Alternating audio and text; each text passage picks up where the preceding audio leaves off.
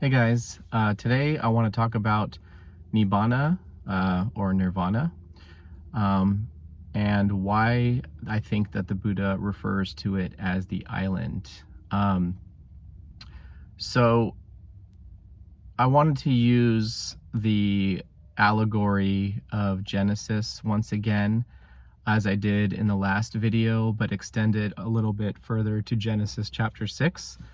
To illustrate what Nibbana is and why the Buddha calls it the island.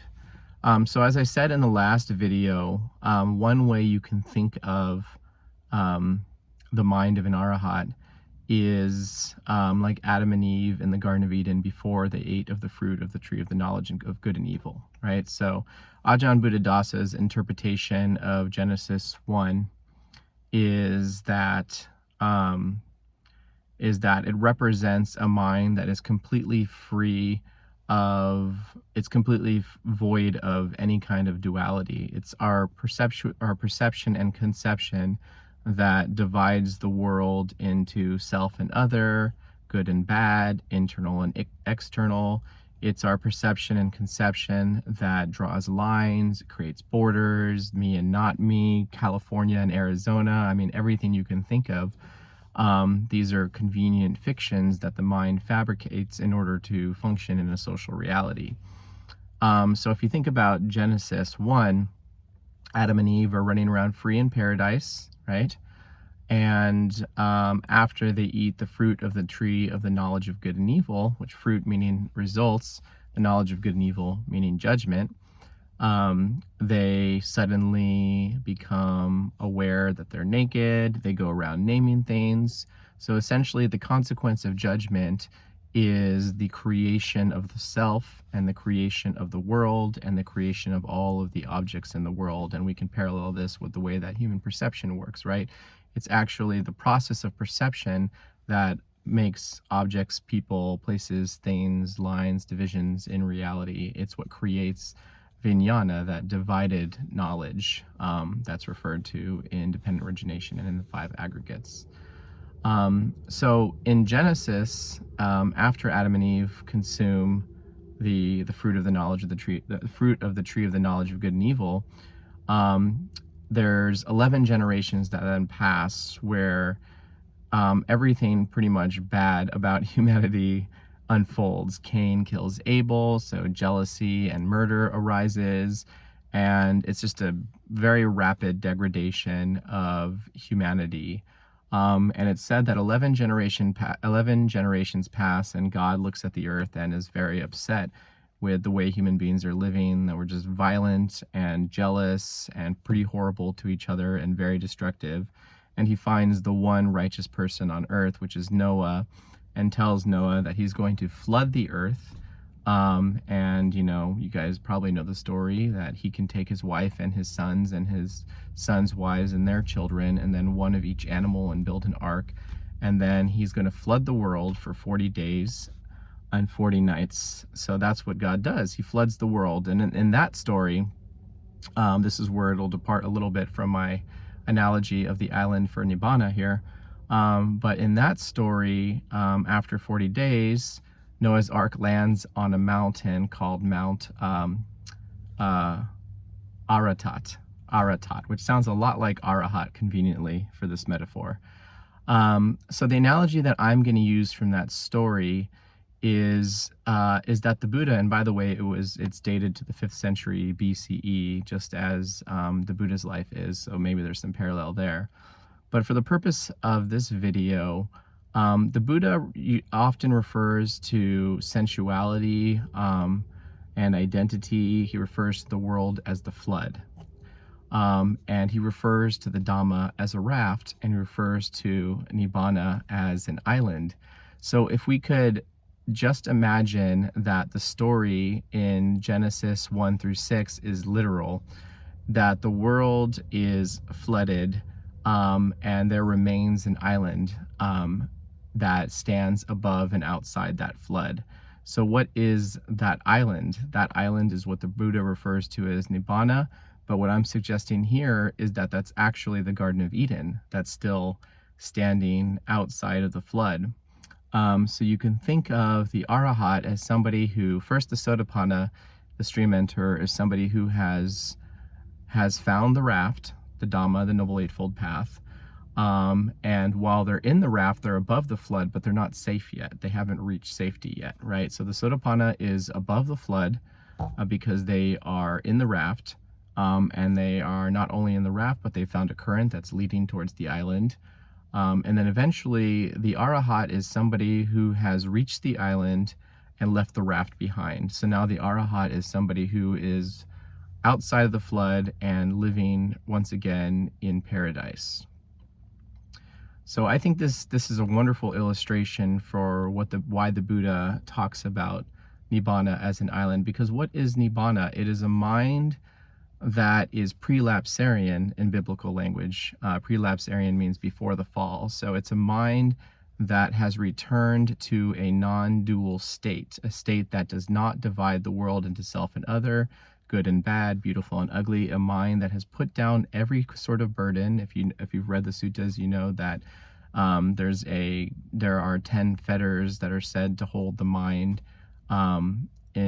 imprisoned, and the Arahat is one who's broken all 10 fetters. So you can imagine these fetters as balls and chains that are keeping us in the flood, right? Chains attached to balls, right? That's what a fetter is. So these are heavy weights that are keeping us in the flood, and the Arahat is somebody who has broken all fetters, and now they're just walking around in a state of complete freedom on this island, which in this video I'm saying is itself the Garden of Eden. It's paradise. And oftentimes it's said that one who becomes an Arahat needs the safety of the Sangha to survive. And why is that? Because the Arahat is somebody who no longer can be convinced to carry anything at all, right? So what does Mara do to keep us in the flood? Every time we taste a little bit of freedom, something that we should care about is presented to us. Or if we talk to anybody about this freedom, there's always something that we're said that we should care about. You know, what about hunger? What about war? What about Israel and Palestine? What about Ukraine and Russia? What about racism? What about sexism? What about transphobia? What about homophobia? What about kids with cancer? What about, this is what the Arahat hears. What about, it just becomes a rhythm of whatabouts, right? Because from the very personal suffering to the very global suffering throughout all of human history, there's always going to be something that can convince us to remain tethered to the world. And what is the world made up of? It's made up of craving, of dissatisfaction, and identity. And the reason that we find something to obsess over, whether it's political, whether it's not political, whether it's social, whether it's personal, whether it's my own sad problems, all of my poor me narratives about why my life is so hard and why my mind is so messed up and I can't feel good, I can't be happy, or it's selfish for me to be free and happy while other people are suffering. And of course, if there's one thing you're obsessed over at this moment, there's of course something else that you could be obsessed over. There's endless reasons to convince the mind that it's not appropriate to be free. And the Arahat cannot be convinced of anything, any reason to not be free. The Arahat simply stands on the island, stands in paradise, looking at the world with endless compassion, but they cannot be convinced to go and pick it up and put it on their back like Atlas again, because they know that that is not a solution to the suffering of other people.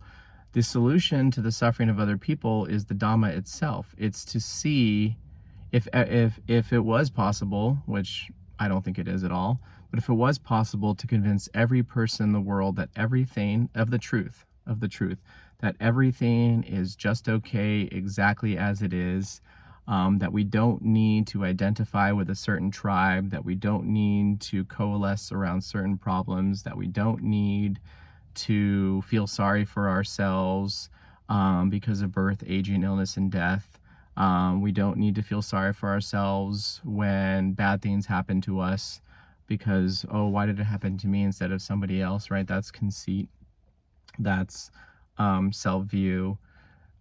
There's just becomes the point. The island is when the mind reaches a point above the flood where absolutely nothing could access or trigger that craving and identity mechanism and that ignorance that has kept us drowning in the flood for generations and generations and generations, way beyond 11 generations at this point, many, many generations, endless eons of universal expansion and contraction, as the Buddha says, right?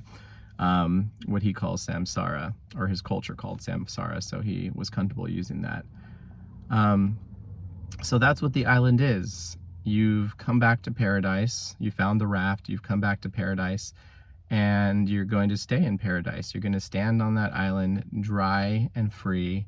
And anytime you see somebody else nearby who is capable of seeing where you're standing, you can invite them there.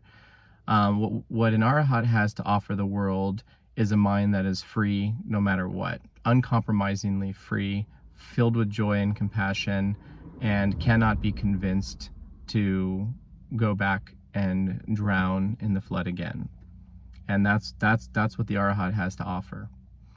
So I think that this illustrates what the island is, what the Buddha is referring to when he talks about Nibbana, a mind that is above and beyond the world, a mind that is completely free, that cannot be convinced to pick up and carry anything ever again.